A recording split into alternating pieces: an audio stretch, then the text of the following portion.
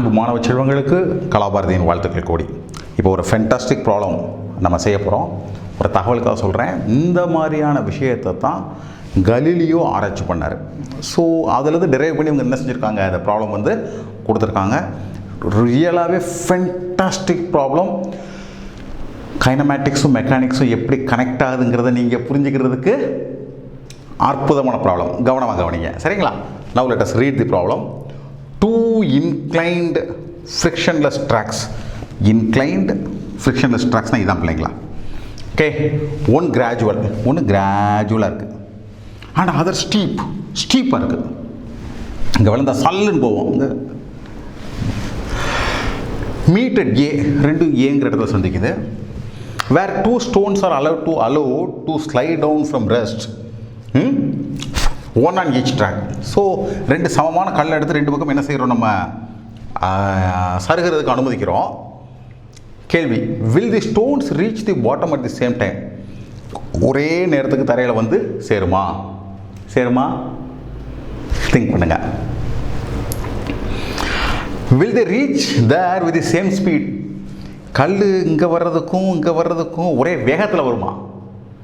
Okay, explain and what are the speeds and times taken by the two stones அப்படின்னு கேட்டிருக்காங்க. given theta 1 30 degree, theta 2 60 degree, h 10 meter. சரிங்களா பிள்ளைங்களா? ஒன்றா நம்ம என்ன செய்வோம், let us examine. Okay, so அந்த படத்தை நம்ம let us redraw. சரிங்களா? இங்கே தான் அந்த ஸ்டோன் இனிஷியலாக இருந்திருக்கலாம். ரெண்டு ஸ்டோனு, ஒன்றுங்கிட்ட அதனுடைய உயரம் 10 மீட்டர். ஆங்கிள் இது 30 டிகிரி, இது 60 டிகிரி. ஸோ ஒரு கல் இங்கே இருக்குன்னு வச்சுக்கிடுவோம். அது மேலே செயல்படக்கூடிய ஃபோர்ஸ் புரிஞ்சுக்கிறதுக்காக சொல்கிறேன். ஸோ எம்ஜிங்கிற ஃபோர்ஸ் இப்படி ஆக்ட் பண்ணும். அது உங்களுக்கு தெரியும், எல்லாருக்கும் தெரியும். திஸ் இஸ் எம்ஜி, புவியீர்ப்பு விசைனால. இந்த விசையை ரெண்டு பகுதியாக பிரிப்போம். ஒரு பகுதி இந்த பக்கம் எவ்வளோ ஆக்சலரேஷன் இருக்குன்னு புரிஞ்சுக்கிறதுக்காக சருகல் பக்கத்தில், இன்னொன்று சருகளுக்கு வெர்டிக்கலாக எவ்வளோ இருக்குன்னு சொல்லி. இதனுடைய பயன், இது மூலமாக தான் ஃப்ரிக்ஷன் வச்சு அங்கே ஃப்ரிக்ஷனல் ஃபோர்ஸ் கண்டுபிடிப்போம். இது அதை செயல்பட வைக்கிறதுக்கான ஃபோர்ஸ். இந்த ஆங்கிள் 30 டிகிரி. அப்படியே கவனமாக கவனிக்க பாருங்கள் பிள்ளைங்களா. இந்த ஆங்கிள் 30 டிகிரி, இந்த ஆங்கிள் அப்போ 90 மைனஸ் 30.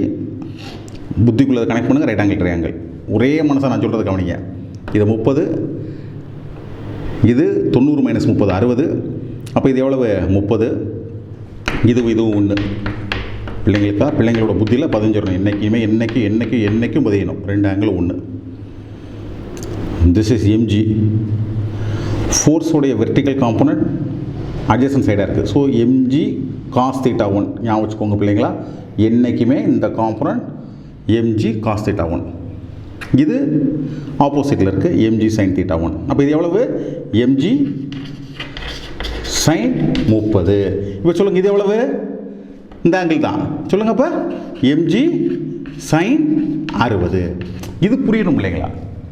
இதுதான் எக்ஸாமினேஷன். ஓகே, ஸோ ஒன்றா யோசிப்போம். Law of conservation of energy என்ன சொல்லுதுன்னா, this is conservative field. Gravity field தானே கன்சர்வேட்டிவ் ஃபீல்டு. ஸோ கன்சர்வேட்டிவ் ஃபீல்டில் எனர்ஜி இஸ் கன்சர்வ்டு. ஓகே, அப்போ potential energy is equal to kinetic energy. Camera இந்த இடத்துக்கு வந்துடட்டும். Potential energy is mgh, kinetic energy is mv square. M cancel ஆச்சுன்னா v is equal to 2gh. இதில் பாதை இல்லை. இதன் பொருள் என்னென்ன பிள்ளைங்களா, இப்படி சருகி வந்தாலும் அதனுடைய முடிவான வேகம் ஒன்றே. அதான் சொல்லுது. Final velocity is equal to, அது சார்ந்து எதை, ஒயர ஜியவும், ஜி கான்ஸ்டன்ட். ஹைட்டை மட்டும் தான் சார்ந்து இருக்கு, எதை சார்ந்து இல்லை, பாதையை சார்ந்து இல்லை. புரிஞ்சிருச்சுங்களா? Okay, so path is immaterial, both will have same velocity. அது எப்படி கண்டுபிடிப்பீங்க? v is equal to root of 2 into 9.8 into 10. So 196 root எடுத்தால் 14 மீட்டர் பர் செகண்ட். இந்த பாதையில் சருகி வந்தாலும் சரி, இந்த பாதையில் சருகி வந்தாலும் சரி, அதனுடைய வேகம் எவ்வளோ தான், இறுதி வேகம் 14 மீட்டர் பர் செகண்ட். ஓகே, இப்போ என்ன அடுத்து கேட்குறாங்க கேட்டிங்கன்னா, ரெண்டு ஒரே நேரத்தில் வருமா அப்படி கேட்குறாங்க. இதை எப்படி கண்டுபிடிக்கிறது ஒரே நேரத்தில் வருமானு? ஸோ இதை எப்படி கண்டுபிடிக்கணும்னு கேட்டிங்கன்னா,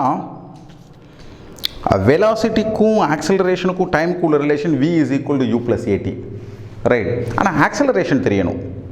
ஸோ இப்போ ஆக்சலரேஷன் கண்டுபிடிக்கிறதுக்கான வழிகளை நான் பிள்ளைக்கு சொல்லித்தர்றேன். இதெல்லாம் புத்திக்குள்ளே ஆழமாக பதிய வச்சுக்கோங்க பிள்ளைங்களா. ஐஐடி ஜேஇ எக்ஸாம் ஆகட்டும், நீட் ஆகட்டும், ஃபோனை ஊதிடலாம். இந்த பிரின்சிபல் புரியணும். என்னென்னு கேட்டிங்கன்னா, ஃபோர்ஸுக்கான general equation F is equal to m into A, right. இப்போ கேமரா அப்படியே இங்கே வந்துருக்கட்டும் பிள்ளைங்களா. இந்த m இன்ட்டு ஏ இந்த இடத்துல எம்ஜியால் உண்டாகுது. எம்ஜியோட இந்த பகுதி தான் அது காரணமாக இருக்குது. அப்போ என்ன அர்த்தம்? எஃப் இங்கே இந்த இடத்துல எப்படி அப்ளை பண்ணுவீங்க? m இன்ட்டு ஏ அப்படி சொல்ல மாட்டீங்க. அதுக்குள்ள என்ன சொல்லுவீங்க? m into acceleration due to gravity in this direction சொல்லுவீங்க. அப்போ எப்படி எழுதுவீங்க? இங்கே ஃபோர்ஸ் எவ்வளவு? mg sin 30. அப்போ இங்கே பாருங்கள், f is equal m into A is equal m into g into sin 30.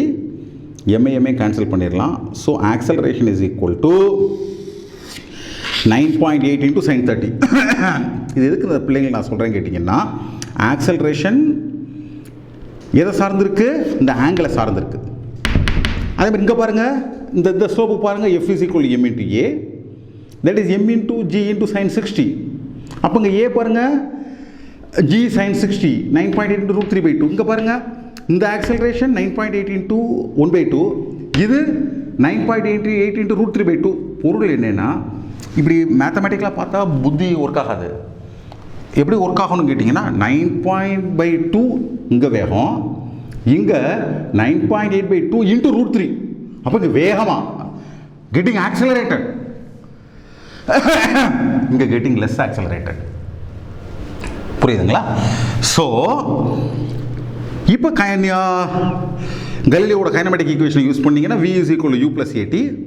So initial velocity 0ன்னு சொன்னாங்க. So final velocity is equal to a into t. Final velocity நம்ம பார்த்தோம் 14 மீட்டர்/செகண்ட், ரைட். ஸோ அப்போ t கண்டுபிடிச்சிடலாம். It becomes a numerical problem, 2.86 second. அதே மாதிரி இங்கே பண்ணிங்கன்னா அதே 14, initial velocity is 0, but acceleration is different. So இங்கே டைம் என்ன ஆகும்? Time is equal to 2 into 14 divide by 9.8 √3. அப்போ என்ன அர்த்தம்? இங்கே பாருங்கள், 2.86 செகண்ட்ஸ் இங்கே இருக்குது, இங்கே 1.65 செகண்ட்ஸ் தான் ஆகுது. அப்போ முடிவான பொருள் என்னென்னா, கேமரா அங்கே வந்துட்டோம். முடிவான பொருள் என்னென்னா, இங்கேருந்து பால் உருண்டுச்சுன்னா இந்த இடத்துல அதனோட வேகமும் ஒன்று, என்ன வேகமோ அதே வேகம் தான் இந்த பாதையில் உருண்டாலும். ஆனால் இந்த இடத்துக்கு வேகமாக வந்துடுது, இந்த இடத்துக்கு மெதுவாக வருது. என்ன காரணம்?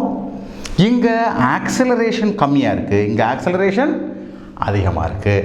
ஏன்? ஸ்லோப்பின் காரணமாக. ஸ்லோப்பின் காரணமாக. இவ்வளோ தான் பிள்ளைங்களா. இந்த மாதிரி ப்ராப்ளத்தை பார்த்தா பொதுவாக நம்ம பிள்ளைங்க என்ன செய்வாங்க? தமிழ்நாட்டில் இருக்கக்கூடிய கிராமங்களில் உள்ள பிள்ளைங்களுக்கு இந்த மாதிரி விஷயங்களை ஆராய்ச்சி பண்ணுறதுக்கு சம்பவ வாய்ப்பு இல்லாமல் இருக்குது. அந்த பிள்ளைங்கள அதை கவனிக்கிறீங்க நான் நம்புகிறேன். ஓகே, புரியலைன்னா மறுபடியும் வீடியோ என்ன செய்யுங்க, ப்ளே பண்ணுங்கள், உங்களுக்கு புரிஞ்சிடும்.